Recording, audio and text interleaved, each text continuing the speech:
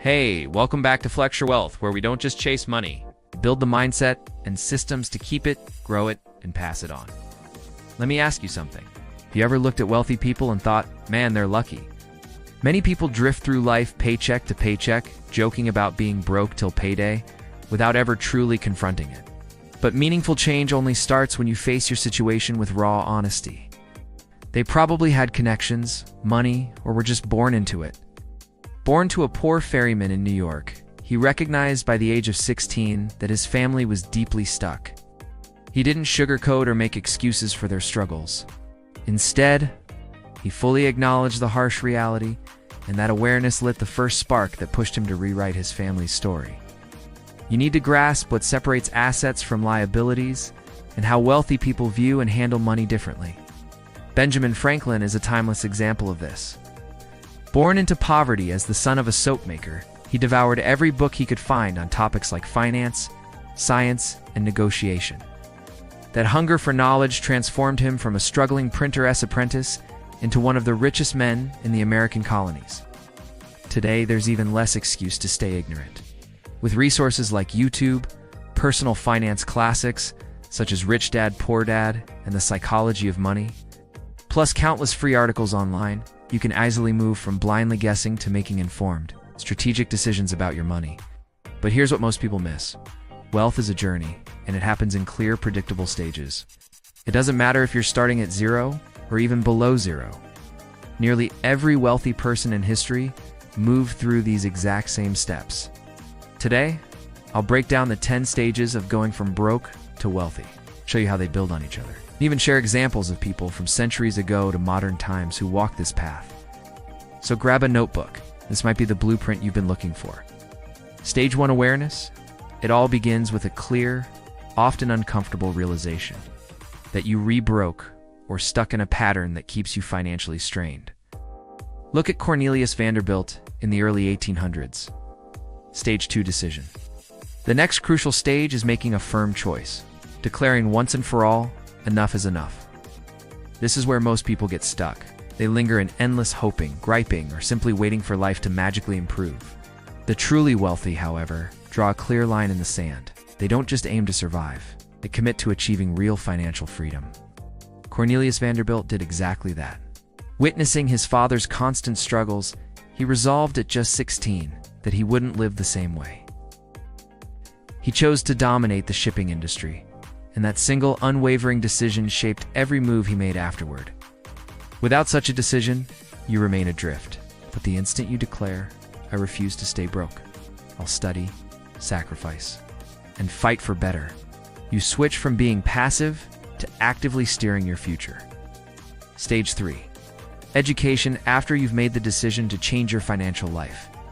The next vital step is educating yourself. Not necessarily through formal schooling, but by learning how money truly works. Stage 4. Control. Once you've begun educating yourself, the next essential move is taking charge of your current finances, no matter how modest they may be. This involves tracking where every single shilling goes, setting up a practical budget, slashing unnecessary expenses without mercy, and steadily tackling small debts. Andrew Carnegie, who rose to become one of the wealthiest figures of the 19th century, started out earning just $1.20 a week as a bobbin boy. Andrew Carnegie practiced this religiously, and so did John D. Rockefeller, even as their incomes soared. They kept their lifestyles modest and diligently put money aside. In the 1800s, John D. Rockefeller didn't just depend on his modest office job. He launched small side businesses and reinvested his limited earnings into oil refining, gradually creating multiple streams that fed his growing wealth. For John D. Rockefeller, his oil refineries were the assets that made him a fortune. For Andrew Carnegie, it was his vast network of steel mills. Today, assets could mean owning rental properties, investing in stocks, building a small business, or even running a YouTube channel that consistently generates ad revenue. This stage is where the real divide happens.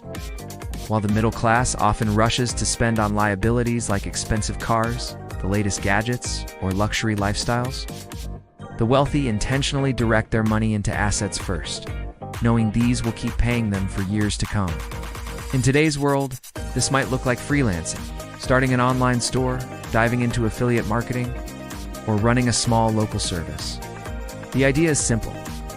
By spreading your income across different avenues, a single setback won't wipe you out.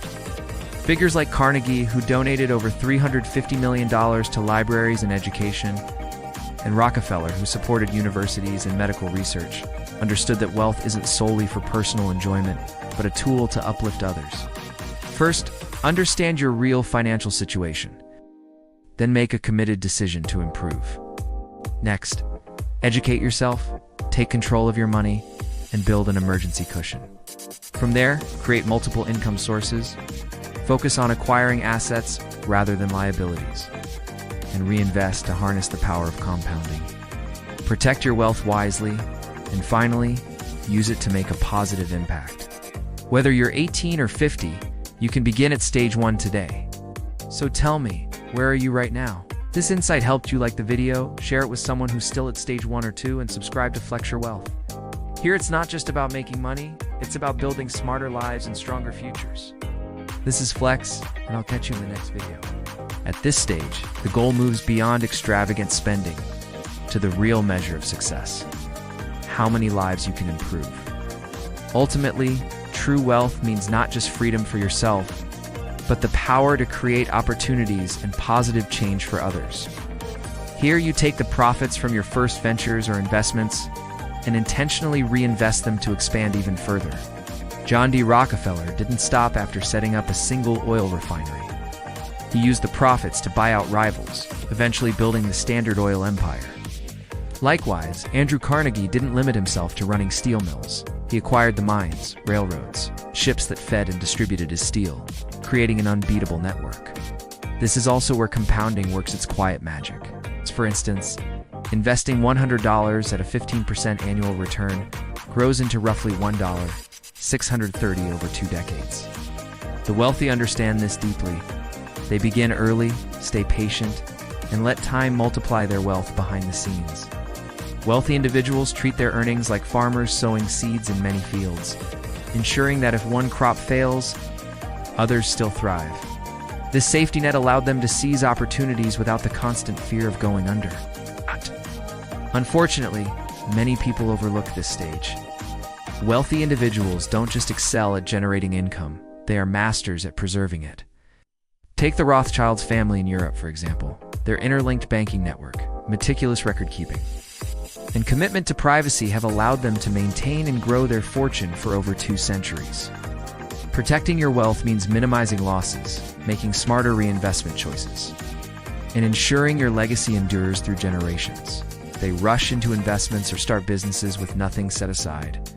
And when inevitable challenges arise, they panic or give up altogether. Having an emergency fund serves as both a financial buffer and a psychological anchor. It keeps you grounded and confident no matter what storms come your way. Yet he meticulously documented each cent in a small ledger, kept his spending in check, and funneled his careful savings into buying stakes in small companies. The lesson is clear. Before wealth can grow, it needs to be managed. Truly wealthy people master the flow of money long before they ever scale it. Stage 5. Saving and safety net. After gaining control over your money, the next step is to build a financial cushion. It might not sound exciting, but it's absolutely essential. Stage 6. Building income streams. Once you've established control and a safety net, the next smart move is to secure your life further by expanding your sources of income. Stage 7. Buying assets as your income increases. The smartest step is to channel it into acquiring assets. Things that put money back into your pocket instead of draining it. Stage 8. Scaling and compounding. This is the point where you shift from simply moving forward to truly accelerating, going from a steady walk to a powerful sprint. Stage 9. Protecting and optimizing. At this stage, the priority becomes safeguarding the wealth you've accumulated. This involves understanding important areas like taxes, insurance, trusts, and establishing sound legal structures. Stage 10. Legacy and giving back. Once your wealth is secure, your focus expands to creating a lasting impact and meaningful legacy. That's the roadmap. Going from broke to wealthy isn't about luck or magic, but following 10 clear logical stages that build on one another.